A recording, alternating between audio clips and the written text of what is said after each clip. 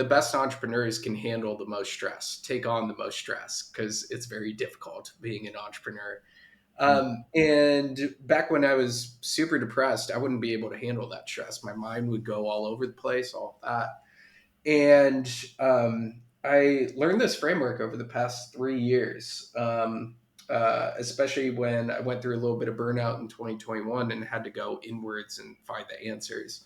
But I think this framework will be super helpful for a lot of people out there that I share with my clients all the time. It's just how to reduce our cortisol stress response and increase the happy joy molecules. So it's just dose, DOSE. And the first one is dopamine. Dopamine is the pursuit of pleasure molecule. It's what creates our motivation and our focus. An easy way to reset our dopamine baseline, so we have more motivation and focus, is take out the cheap dopamine hits, the scrolling, the for guys pornography, any type or Netflix, copious amount of Netflix. And meditation is a great way to lower our dopamine baseline, Yeah. because we're just sitting, being present in the moment without stimulation.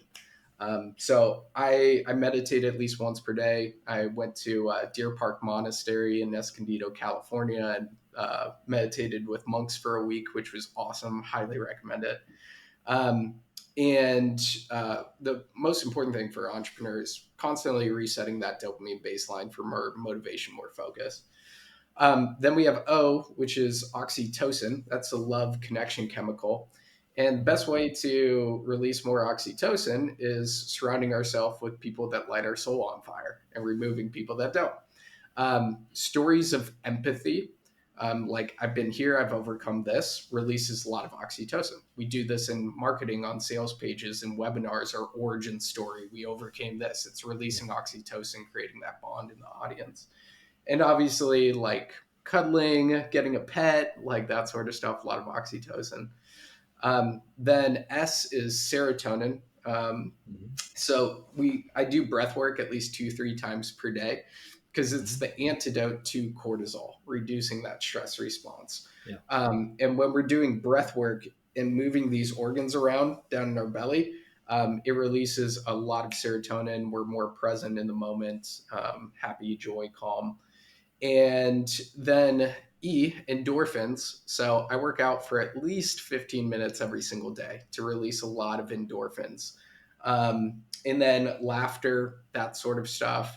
Yeah. Watching something funny, being around funny people releases a lot of endorphins as well.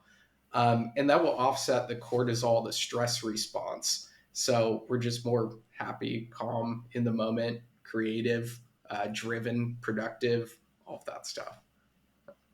I love that. Those sound like a lot of amazing focuses to put on for like biohacking and things of that nature. Because I Yeah. mean, at the end of the day, whether we're talking about business, life, personal stuff, whatever, like your systems are going to be the extent of the potential that you reach, right? And so your body itself is a system. And it's really Mhm. important to have that dialed in and working properly so that way you can do the things you set out to do. I know, like for me myself, I did the 75 hard last year for the first time ever, first like attempted workout challenge type thing ever. And it was like the performance that came from doing that was beyond anything I had ever done because of all those things that you just referenced. And Yeah. I would like to know, like, what were some of the things that you put in your environment or took out of your environment to curate that kind of biohacking experience, if you will? Yeah, initially, and great question. I love that you bring up 75 hard. That's a great thing to put in our environment and have a roadmap and have something to follow and a structure to do that. Um, the big thing that in 2017, I threw all the alcohol out of my house when I was committed to that. And then our inputs dictate our outputs. I didn't know this at the time, but I just got super obsessed with watching Damian Patrick videos on YouTube. And I grabbed a workout partner to help me work out. And that released a shit ton of endorphins, which I didn't know at the time, where it helped offset the cortisol and I could handle more stress and I was thinking more clearly. Um, and those are the big things that I removed and added. I love the phrase addition by subtraction. Like, first, we need to remove, like, I removed the alcohol and people out of my life. Like, I would go to the gym when my friends were going to the bar Friday night and just replacing those activities. And now, in my new place in Cabo, we got a sauna off Amazon, a cold plunge, red light therapy, massage gun, leg massagers. So, and they're all like optimized for me to see it every single day. So they're in my environment and I actually use them instead of being in a closet or something like that. So yeah, if we want to remove a habit or add a habit, removing a habit, just add friction to it. We don't want to watch TV or Netflix. Take the TV off the wall and put it in the closet. We want to start a habit, put it in your environment so you're reminded every single day. And then another thing I want to add here.